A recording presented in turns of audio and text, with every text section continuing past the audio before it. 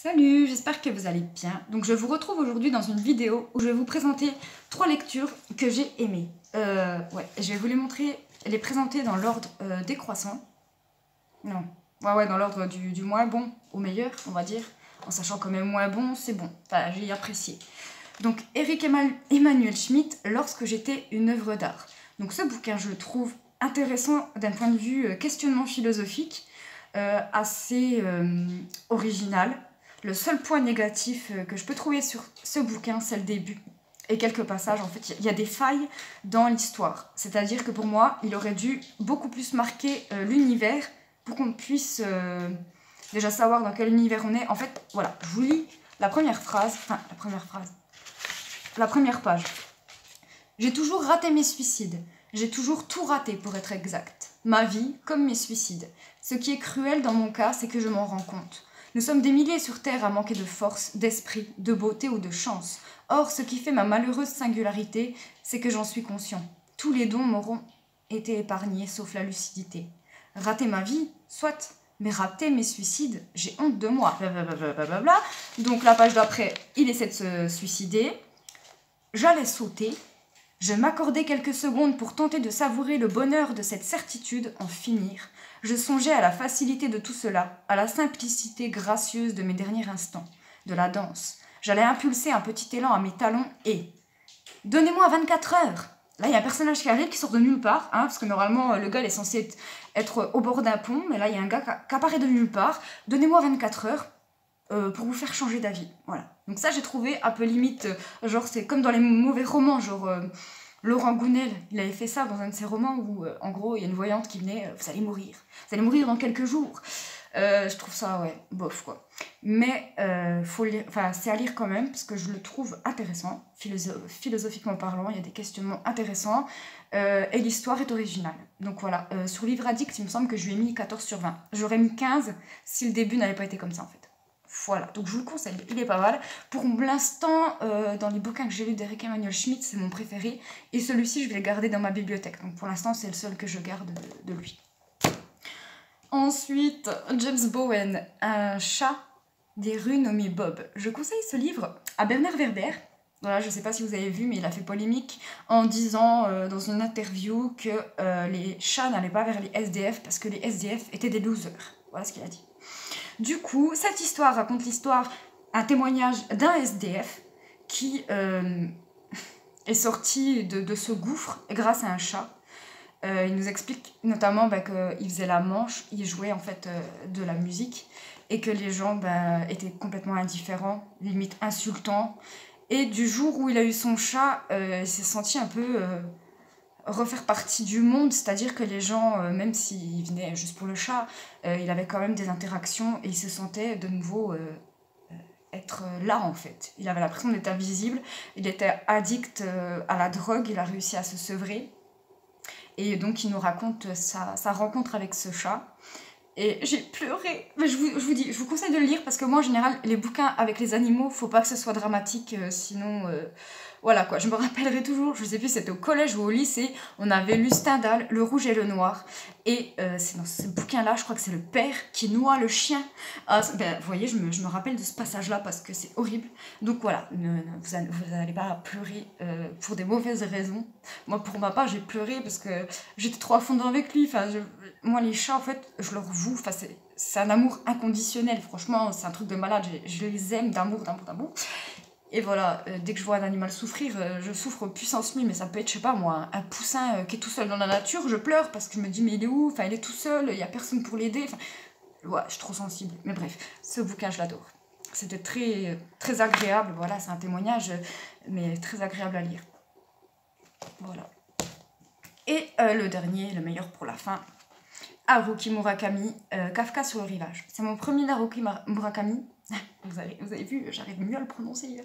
Et ce sera certainement pas le dernier. C'est un truc de malade. Déjà, il faut savoir qu'il a été adapté au théâtre. Et moi, mon rêve, ce serait qu'il soit adapté au cinéma. L'auteur, enfin pas l'auteur, mais il disait qu'en fait, à sa sortie, les gens avaient tellement de questions sur ce bouquin qu'ils ont ouvert un site où Haruki Murakami répondait à certaines personnes. Mais après, j'ai vu une interview écrite parce que Haruki Murakami ne veut pas être filmé, ne donne pas d'interview. Ça, j'adore. Ça, c'est un artiste. Et il disait de toute façon, la seule façon de bien comprendre l'œuvre, en fait, c'est de le relire. Et après l'avoir lu, là, je sais déjà que d'ici 5 ans, 10 ans, je vais le relire, en fait. Parce que c'est vraiment un univers super, super, super riche, onirique. On suit 2 personnages. Un chapitre égale un personnage, donc on alterne. Donc on suit un jeune d'une quinzaine d'années. Et le roman commence en fait où le jeune, on comprend qu'il va fuguer de chez lui, on ne sait pas vraiment pourquoi, mais même si on se doute. Et il est en train de parler aussi à un personnage qui s'appelle le garçon nommé Corbeau. Donc dès le début, moi j'ai eu des théories, ça s'avère vrai, mais c'est super intéressant. Et surtout son écriture, je trouve qu'il a une écriture très liée aux objets. Enfin, je sais pas, dans les descriptions, je trouve que les objets sont très très très présents. Et moi, j'ai un rapport à l'objet assez malsain. Je sais pas, l'objet c'est vivant, c'est émotionnel, j'aime les objets, quoi. Et du coup, dans son écriture, bah, de notifier tous les objets, je sais pas, genre le personnage il est assis sur son canapé sur une table basse, il va un peu décrire tout ce qu'il y a sur la table basse par exemple, et je trouve ça super. Donc, on suit le personnage qui fugue. Et on suit aussi un personnage, un vieux personnage, Nakata, qui est mon personnage préféré. Et en fait, il a plus de mémoire. Il ne se souvient pas de qui il était avant, il ne se souvient de rien. Et il dit, de toute façon, Nakata, parce qu'il parle de lui à la troisième personne, Nakata est bête, Nakata ne comprend pas. Mais en fait, toi, tu comprends que Nakata, il a tout compris de la vie et c'est lui le plus sage et le plus intelligent de ce bouquin, quoi. Bref. Et il y a plein d'autres personnages, il y a tellement de personnages qui ont chacun leur histoire et toutes les histoires sont touchantes, sont intéressantes. Et la fin est bien. Le seul point qui fait que certaines personnes peuvent ne pas aimer, c'est que, là je fais référence à une série sur Netflix, une série allemande, Dark, et aussi Game of Thrones. Bon, je regarde pas, mais je sais que dans Game of Thrones, il y a beaucoup d'histoires comme ça, de frères et sœurs qui couchent ensemble. Dans Dark, bah, vu que c'est un voyage dans le temps, c'est le gars, vu qu'il a voyagé dans le temps, bah, il couche avec sa fille ou je sais pas quoi. Enfin, c'est voilà, des histoires un peu... Et là, c'est pareil en fait. Si vous voulez, le personnage principal, donc le jeune, je ne sais même plus son prénom, Nakata, c'est bon, je m'en souviendrai toute ma vie. Ah oui, bah je suis con, putain, Kafka Tamura. Parce que Kafka, en tchèque, ça veut dire corbeau. Et bref, qu'est-ce que je voulais vous dire? Merde, je sais plus, j'ai perdu le fil. Enfin bref, voilà, je vais m'arrêter là. De toute façon, je vais pas vous spoiler, mais c'est une histoire un peu... Il y a un peu de fantastique, mais moi, je trouve il y en a pas beaucoup, donc ça reste un peu crédible. Tu peux rentrer ça dans la réalité. Enfin, je vous dis ça, mais peut-être que vous, de votre point de vue, vous allez me dire, mais non, trop pas. C'est pas crédible. Genre, il pleut des poissons, c'est pas réel, quoi. Ben, moi, si, je trouve ça va. Il jongle bien entre les deux mondes, ce qui fait que ça reste réel. Il y a aussi beaucoup le rêve, l'onirique. Je sais pas si on dit l'onirisme, l'onirique, bref. Voilà, il y a beaucoup question de rêve. Et oui, voilà ce que je voulais vous dire, c'est qu'en fait, il y a une prophétie. Donc, ce bouquin aussi, il faut beaucoup référence à Oedipe, l'histoire d'Oedipe. Sauf qu'il n'arrive pas aux mêmes conclusions. Enfin, il prend le complexe d'Oedipe, mais il le transforme autrement, quoi. Il donne un autre point de vue, c'est intéressant. Et je vais y arriver.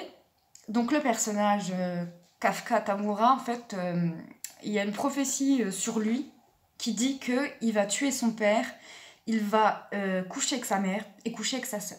Voilà. Donc, mais c'est dans le domaine onirique, enfin, c'est dans le domaine conceptuel, donc moi, ça me choque pas. Voilà. Et aussi, je voulais dire un autre truc, il y a un personnage, enfin, il parle déjà, ah oui, il cite Goethe, il cite Aristophane, bon, plein d'autres aussi. Hein. Et il y a un personnage, en fait, qui est un peu genre oui, qui est méchant. Et en fait, ce personnage-là, il veut fabriquer une flûte avec l'âme des chats pour pouvoir attirer d'autres âmes et à la fin pouvoir avoir toutes les âmes de l'univers dans sa flûte. Alors, bref, c'est trop un livre de malade. Bon, il fait 630 pages à peu près. Moi, je l'ai lu en une semaine, tout doucement. Je me prenais pas la tête. En général, je faisais un chapitre Kafka, un chapitre Nakata, et après je m'arrêtais, et après je faisais 2, 3, 50 pages. Enfin bref, je parlerai un jour de mon rythme. Et par contre, je lisais pas d'autres livres en même temps. C'est-à-dire que par exemple, quand je lisais Un chat des rues nommé Bob, en même temps, j'avais commencé celui-ci. Mais celui-là, je le lisais tout seul, quoi. Parce que il est quand même. Bah, il est pas costaud. Enfin, genre, vous allez tout comprendre, il n'y a pas de souci. Hein, mais c'est vrai qu'il faut avoir une certaine ouverture d'esprit, je pense.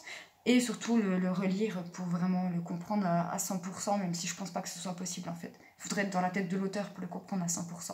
Mais bref, je suis trop contente d'avoir découvert Haruki Murakami. Et en fait, j'ai un autre de lui, c'est Le Passage de la nuit, mais je sais pas pourquoi, je lis depuis des années, hein, mais il me donne pas envie de le lire. Donc si vous avez un autre titre d'Haruki Murakami à me conseiller, n'hésitez pas. J'ai vu qu'il avait fait, c'était quoi, une bibliothèque, je sais pas quoi, enfin dans le titre il y a le mot bibliothèque. Je l'avais vu sur Vinted là, mais il est parti il y a quelques heures, je suis trop deg. Bref, c'est le jeu. Donc voilà, n'hésitez pas à me dire si vous avez lu un de ceux-là, mais moi dans tous les cas je vous conseille les trois. Ne serait-ce celui-ci pour la curiosité de l'histoire qui est un peu farfelue, qui sort du lot, mais au final qui a plein de sens et de concepts philosophiques. Celui-ci, bah voilà, pour l'amour des chats, si vous aimez les chats, vous allez adorer. Enfin, moi j'aime les chats, donc tout ce qui est témoignage avec chat en général, bah voilà, j'aime. Et celui-ci pour le voyage initiatique, onirique, voilà, pour un voyage de malade. Donc voilà, et puis sinon, bah, je vous dis à la prochaine. En ce moment, je lis donc Oscar Wilde. D'ailleurs, c'est Eric Emmanuel Schmitt qui m'a donné envie de le lire en fait. Parce que ça parle d'art, tout ça, je me dis, bah ouais, art, portrait de Dorian Gray, allez hop. Et pour l'instant, je suis conquise. Donc voilà, et ben, je vous dis à bientôt, bonne journée, bonne soirée et tchuss.